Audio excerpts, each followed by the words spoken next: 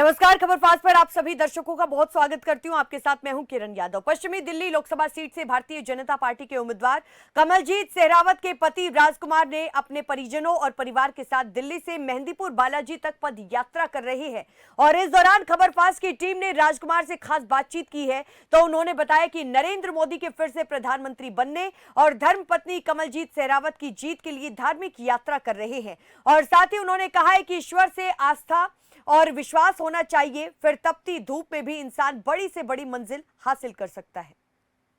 भारत वो देश है जहां धार्मिक आस्थाओं को लेकर तमाम वो कार्यशैली अपनाई जाती है, जिससे ये साबित होता है कि धर्म के बिना देश का चलना संभव नहीं है। पश्चिमी दिल्ली से हमारे साथ जो प्रत्याशी हैं, उनके पति हैं हमारे साथ राजकुमार जी। इनसे जानते हैं सर, इस पूरी जो आपकी पदयात्रा है, जो आपने वहां से शुरू करके और बालाजी तक जा रहे हैं, क्या उद्देश्य है?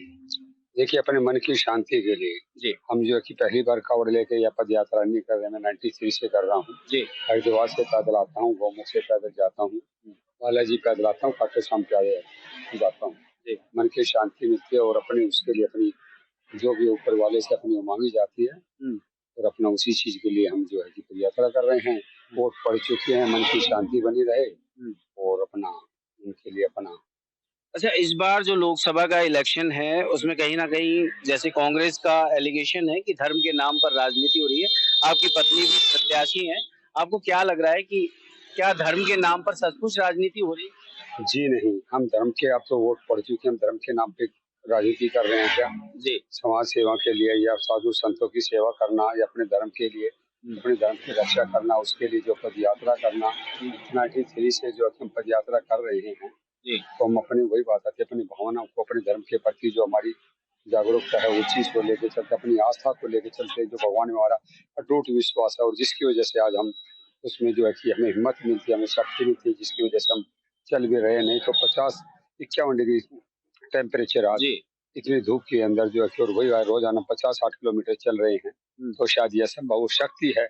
उस शक्ति के कारण तो हम सारे के सारे दौड़ते हुए और बिगड़ धूप और बिगड़ लू को महसूस किए हुए दौड़ते जा रहे हैं आपके सामने। कितने लोगों का आपका ये जत्था है, कितने लोग जा रहे हैं और कब तक पहुंचेंगे और कब शुरू हुई थी आपकी यात्रा? देखिएगा, हमारी 26 तारीख की रात को 10 बजे शुरू हुई थी जी और हमारी जो है कि आप ये कह सकते हो कि हमारी 30 तारीख की रात को 10 बजे के लगभग हमारी कवर हो जाएगी। थोड़ा बहुत लेट हो सकता है जी कि अर्ली इन द मॉर्निंग जो कह सकते हो कि आप अर्ली इन द मॉर्निंग 31 को सुबह 12-2 बजे तक हो सकती है।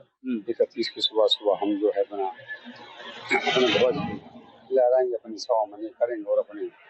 तो 4 जून को रिजल्ट भी आने वाला है, आपकी पत्नी प्रत्याशी है। सबसे पहले भगवान के जैसे ही आपकी पदयात्रा के बाद दर्शन होंगे, सबसे पहले प्रार्थना क्या रहेगी? प्रार्थना करने की जरूरत नहीं, वो सब कुछ जानता है जी उसको मन की आस्था का पता है कि हमारी चाहत क्या है।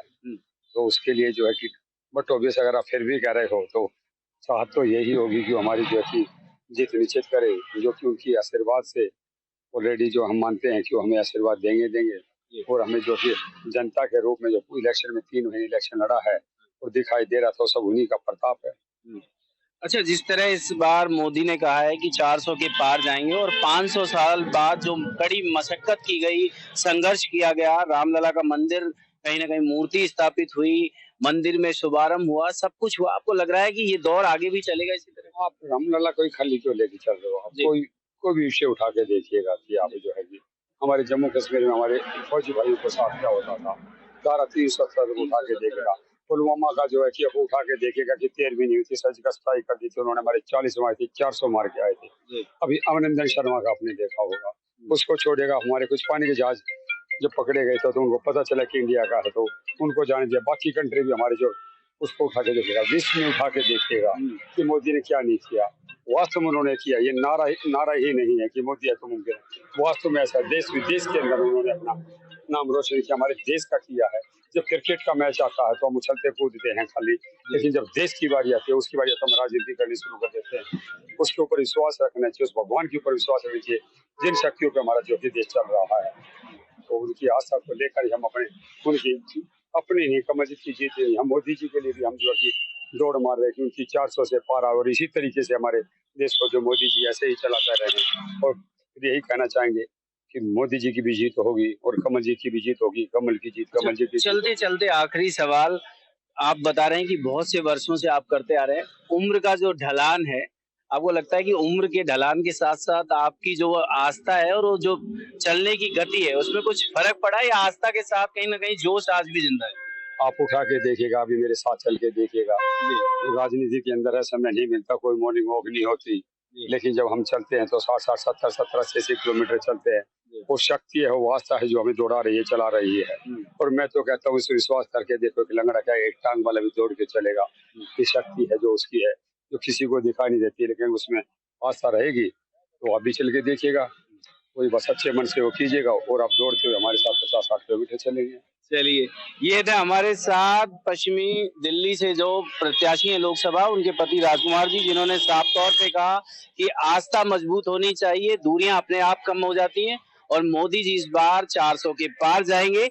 इस बात की कहीं ना कहीं इनसे ईश्वर से भी इनकी प्रार्थना रहेगी, इनकी पत्नी भी कहीं ना कहीं जीत हासिल करें, इस बात को लेकर भी इनकी आस्था अडिग है।